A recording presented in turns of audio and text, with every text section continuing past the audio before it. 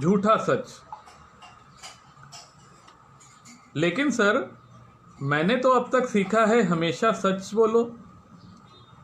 14 वर्षीय नासिर झिझकते हुए बोला। हाँ, सच बोलना तो अच्छी बात है, लेकिन पवित्र हो, मुसीबत से पीछा छूट रहा हो तो झूठ भी सच हो जाता है। वो कहते हैं ना कि खराब घड़ी भी दिन में 2 बार सही वक्त बताती है। नासिर सोच में पड़ गया। मास्टर साहब पढ़ा रहे हैं। मिश्रा जी किताबी ज्ञान के साथ व्यवहारिक शिक्षा देने के लिए प्रसिद्ध थे, इसलिए नासिर समेत सब चुप ही रहे। आज नासिर के अब्बू उसे लेने आने वाले नहीं थे, सो मिश्रा जी के साथ उनके घर के पास ही नासिर का घर था। क्लास खत्म होते ही नासिर मिश्रा, सड़क पर सन्नाटा था। कुछ लोग तेजी से आते जाते दिखे। पूछने पर पता चला इलाके में एक नेता की हत्या के बाद सांप्रदायिक दंगे भड़क चुके हैं। तभी दूर सामने से लाठियों और हथियारों से लैस एक गुट आता हुआ दिखा। मिश्रा जी ने फौरन अपने माथे का तिलक, मुच्छड़ ने दोनों को सर से पांव तक घूरा। माथे पर तिलक चमक रहा था। कुछ नेटवर्क में प्रॉब्लम है जी, मैं कंटिन्यू करता हूँ। मुच्छड़ ने दोनों को सर से पांव तक घूरा। नासिर के माथे पर तिलक चमक रहा था। ध्यान से जाना, हमारे बहुत लोगों को मारा है सालों ने, बच्चों को भी घायल किया है, हम भी छोड़ेंगे नहीं, कहकर मुच्छड़ जो ही दूसरी तरफ चला, पूरा गुट हाथों में हथियार लहराता उसके पीछे चल दिया। ये मेरी लघु कथा थी, झूठा सच। इसमें झूठ कैसे प्रयोग करना चाहिए वो मैंने बताने की कोशिश की है, जब किसी का भला हो रहा हो।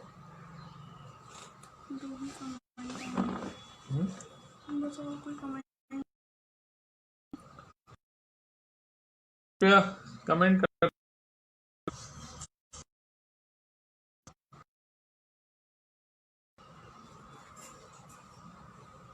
नमस्कार, आवाज़ साफ है। अनिल कुलश्रेष्ठा जी का कमेंट मिला। महेश सिकरवार नमस्कार। कमेंट मिलना शुरू हो गए हैं। अब अनलॉक का पीरियड है। मेरी दूसरी लघु कथा आपको आजकल के माहौल पे मिलेगी।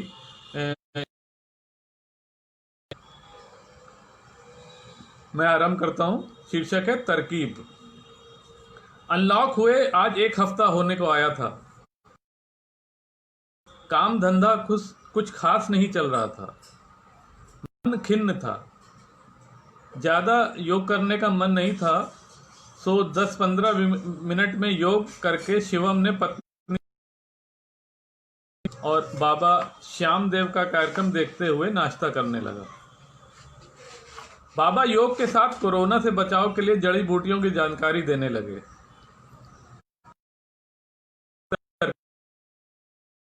काम धंधा तो कुछ खास चल नहीं रहा था, लेकिन जल्दी से नाश्ता खत्म, कुछ सामान खरीदने जा पहुंचा।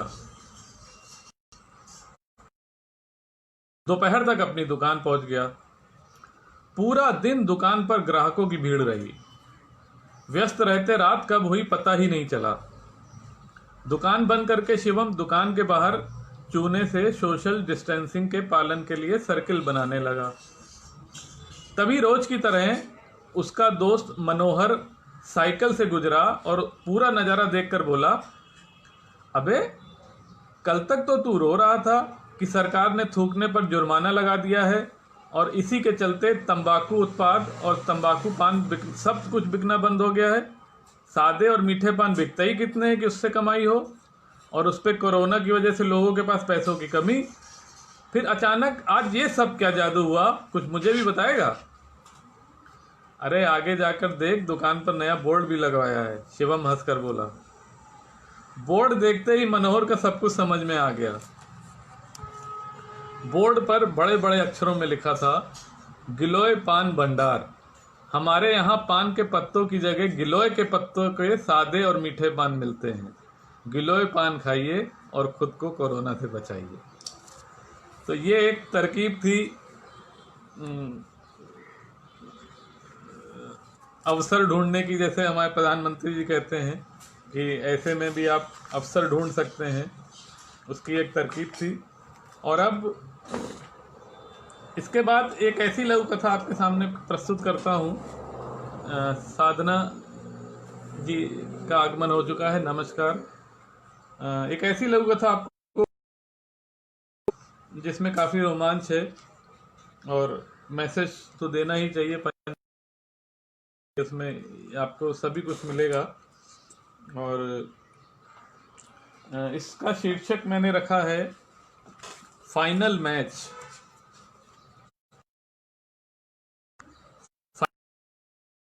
से सुने, अंत में सारे रहस्य उजागर करती हुई ये लघु कथा। अनिल कुल श्रेष्ठ जी ने कहा, धन्यवाद। अब अगली लघु कथा फाइनल मैच रखता हूं, महेश सिक्कर की। तो फाइनल मैच स्पोर्ट्स, और वही हुआ, 54 गेंदों में केवल 22 रन। और पहले भी आपकी भविष्यवाणियां ज्यादातर सच साबित हुई हैं। बीच में कुछ नेटवर्क का प्रॉब्लम आ जाता है जी।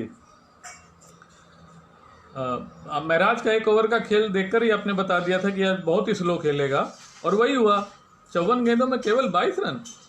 पहले भी आपकी भविष्यवाणियां ज्यादातर सच साबित हुई हैं। मिस्टर बनर्जी मुस्कुराते जा रहे थे। आप तो बहुत ज्यादा क्रिकेट भी नहीं खेलते थे, फिर आपको इतनी जानकारी कैसे? मुरली आश्चर्यचकित था। बनर्जी ने बंगाली लहजे में केवल इतना ही कहा, अरे वो सब छोड़ो और ये मान लो कि क्रिकेट में हम तुम्हारा बाप है, हा हा। उसी समय किसी ने जोर से दरवाजा खटखटाया। बनर्जी ने जो ही दरवाजा खोला, 4-5 रौबदार ऑफिसर्स टाइप के लोग अपना आई कार्ड दिखाते हुए अंदर घुस आए, और एक ने मिस्टर बनर्जी का हाथ पकड़ते हुए कहा, आपको मैच फिक्सिंग करवाने के आरोप में गिरफ्तार किया जाता है। मुरली रिमोट हाथ में लिए स्तब्ध खड़ा था।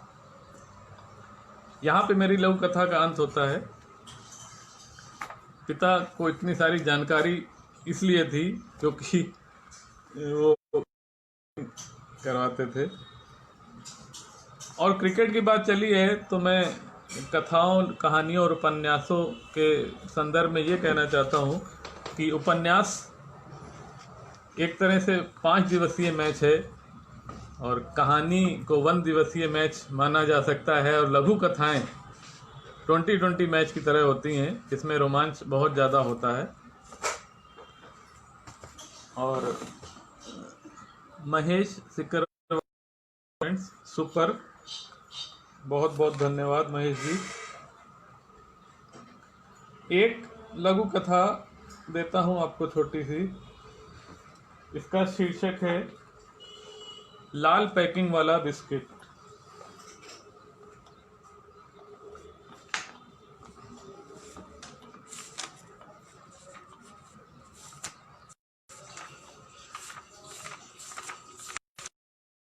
जितने लोग भी मुझसे जुड़ गए हैं उनका बहुत बहुत धन्यवाद कि मेरे कार्यक्रम में आए।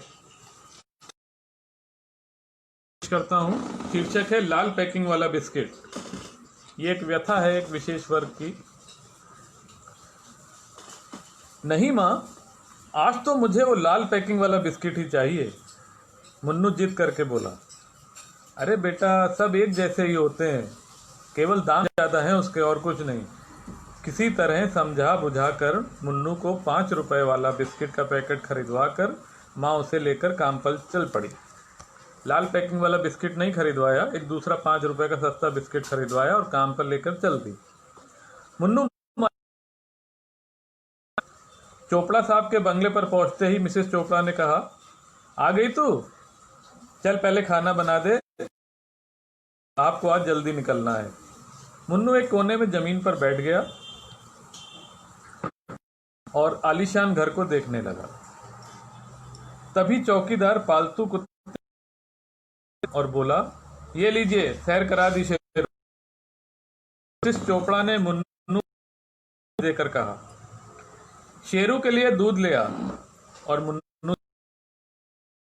बैग से शेरू निकाल कर ला और शेरू को खिला दे। तेरे साथ तो बहुत। मुन्नू ने जाकर बैग में हाथ डालकर,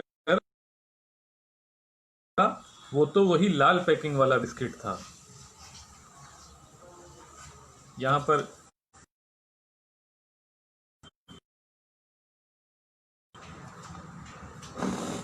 और कृपया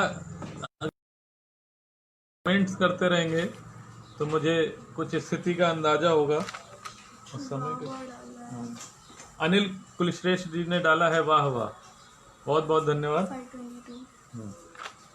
अभी मेरे पास इतना समय है कि मैं 2-3 लघु कथाएं आपको और दे सकता हूं। एक लघु कथा है, आज के सोशल मीडिया का और सब लोग काफ़ी बिजी है, उस हिसाब से एक लघु कथा मैंने लिखी है, लाइब्रेरी।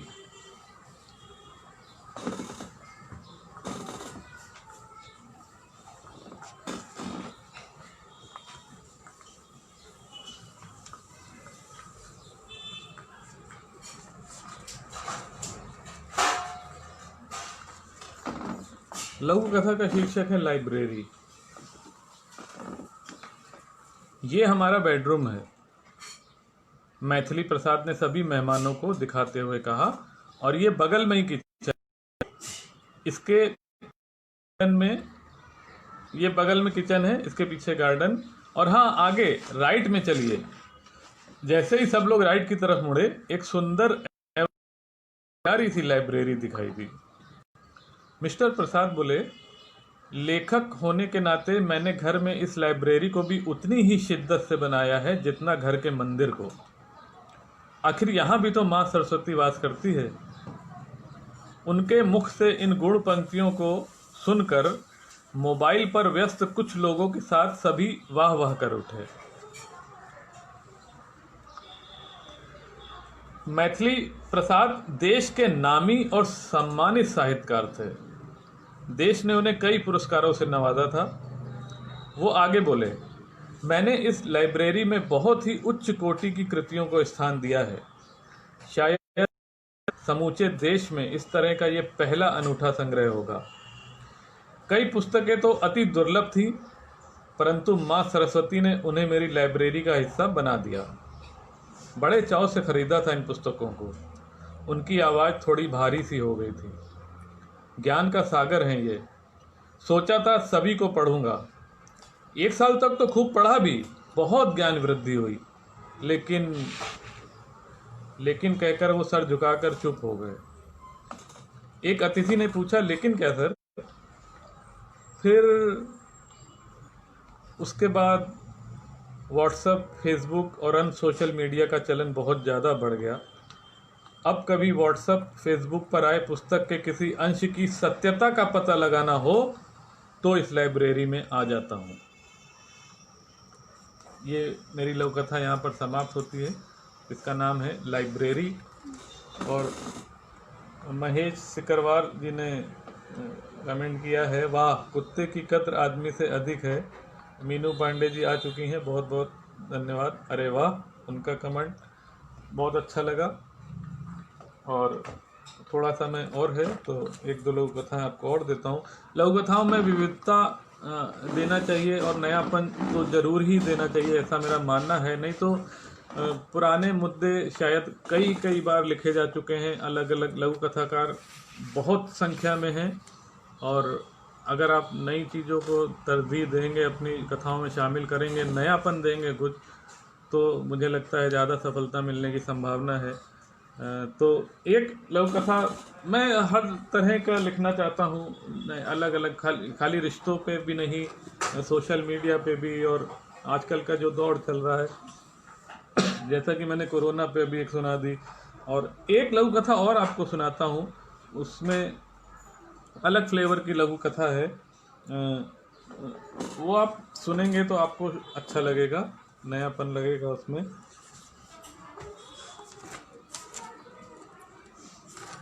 जी, लघु कथा का नाम है अमावस। काफ़ी लोग आ चुके हैं, मीनू पांडे जी सहित। मीनू पांडे जी के बारे में मैं उनको बहुत बहुत शुभकामनाएं देना चाहता हूं। और एक सवाल मेरे मन में हमेशा आता रहा कि इतनी बिजी लाइफ होने के बाद, इतना व्यस्त कार्यक्रम उनका खुद का रहता है, वो इंग्लिश की प्रोफेसर हैं और उसके अलावा भी काफ़ी गतिविधियों में संलग्न होने के बाद वो पेज पर और व्हाट्सएप ग्रुप पर नियमित रूप से जो जरूरी आवश्यक सूचनाएं होती हैं वो डालती रहती हैं, पोस्टर बनाती रहती हैं और कैसे क्या प्रोग्राम करना है वो सब करती रहती हैं। और साथ ही साथ कभी उनकी परीक्षा रहती है, कभी कुछ रहता है। इतना टाइम मैनेजमेंट करना अगर कुछ सीखना है तो शायद उनसे सीखना चाहिए। बहुत खूबी से वो सब सारे काम करती हैं। उनके बारे में कभी सोचो तो दुर्गा जी की वो तस्वीर याद आती है जिनमें उनके 8 या 10 हाथ थे। तो लगता है कि उनके भी शायद इतने ही हाथ हैं कि इतनी सारी चीज़ें वो कर लेती हैं। चलिए अगली लघु कथा की तरफ बढ़ते हैं। इसका नाम है अमावस। एकाग्रता से सुने।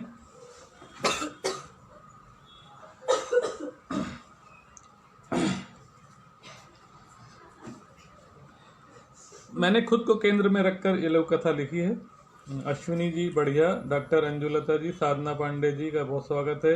डॉक्टर अंजुलता सिंह, लघु कथा ही अब सुनना भाता है। बहुत बहुत धन्यवाद।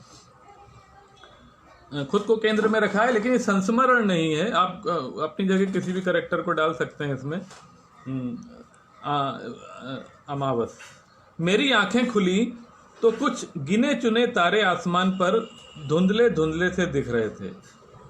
शायद आज अमावस की रात थी, इस कारण। पास रखे महिमा वर्मा जी भी आ चुकी हैं। मेरी आंखें खुली तो कुछ गिने चुने तारे आसमान पर धुंधले धुंधले से दिख रहे थे। शायद आज अमावस की रात थी, इस कारण। पास रखे मोबाइल का बटन दबाकर देखा तो 1:47 हुए थे। चारों तरफ घुप अंधेरा था। नींद लघु शंका के कारण खुल गई थी। सो छत के दूसरे कोने में बने वॉशरूम की तरफ कदम बढ़ा दिए। लघु शंका के बाद वापस बिस्तर की तरफ आते समय अचानक सहम कर रुक गया। बिस्तर के पास पूरे शरीर पर खड़ा था। शायद कोई औरत थी, मानो जम सा गया था। बड़ी मुश्किल से सांस ले रहा था। उसके सारे बाल बिखरे थे। चेहरा लगभग बालों से ढका था। मेरे पैरों तले जमीन सरक गई। सोचा, यहां कोई कैसे आ सकता है, क्योंकि छत का दरवाजा अभी भी अंदर से बंद था। आज ये सत्य पता चला कि भूत प्रेत में होते हैं। वहां से भागने के लिए दरवाजा तो था, लेकिन उस अपरिचित सफेद पोश की तरफ से ही जाना पड़ता और 3 मंजिला इमारत से नीचे कूदना भी आत्महत्या ही कही जाती। सब लोग नीचे घर में सोए थे। मैं ही जिद करके छत पर सोने आया था। अब 17 साल का जो हो गया था मैं। तभी वो मेरी तरफ बढ़ने लगी। हनुमान चालीसा पढ़ते हुए उसे करीब आते देख रहा था मैं। पैर कांप, डर के मारे गले से आवाज भी नहीं निकल रही थी। वो करीब आ चुकी थी। मेरे शरीर में केवल नाम मात्र का ही जीवन शेष था। उसकी आंखें बालों के पीछे से चमकती हुई दिख रही थीं। तभी उसने अपना एक हाथ मेरे कंधे पर रखा। मेरी दबी दबी सी चीख निकली। उसने दूसरा हाथ मेरे सर पर रखा।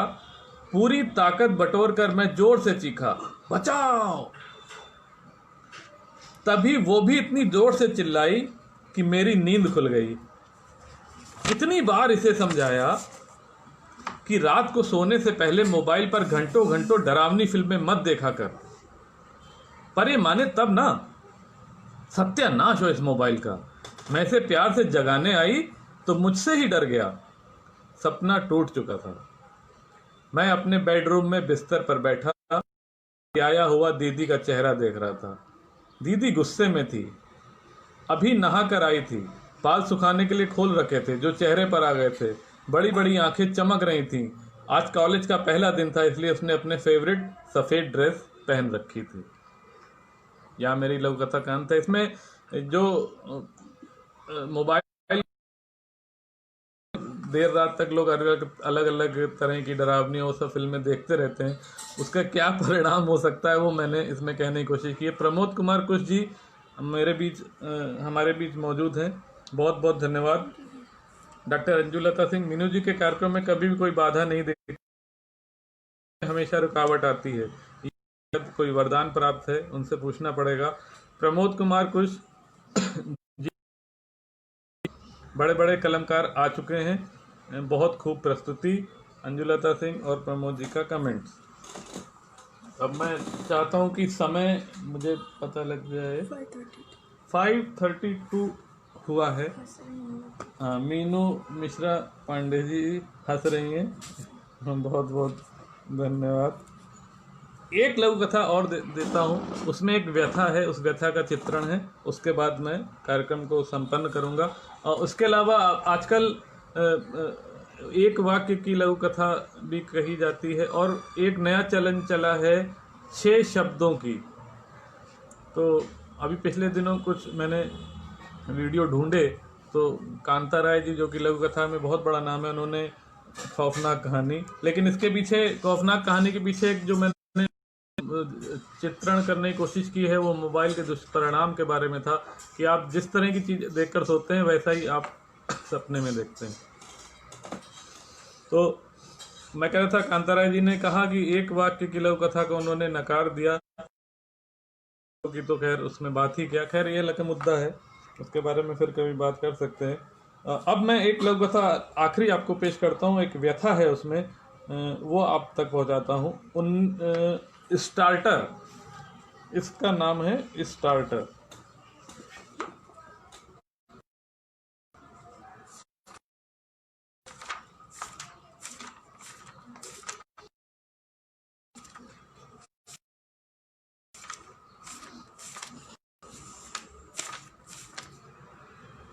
ये लघु कथा में प्रस्तुत स्टार्टर की बात करी है मैंने, जो अक्सर होटल में खाने के पहले सर्व किया जाता है स्टार्टर। नारायण स्टार्टर की प्लेट लिए हॉल में सभी मेहमानों के सामने जाता। मेहमान एक टिश्यू पेपर उठाकर उसमें स्टार्टर रखते, थोड़ी चटनी डालते और सीख से उठाकर खाने लगते।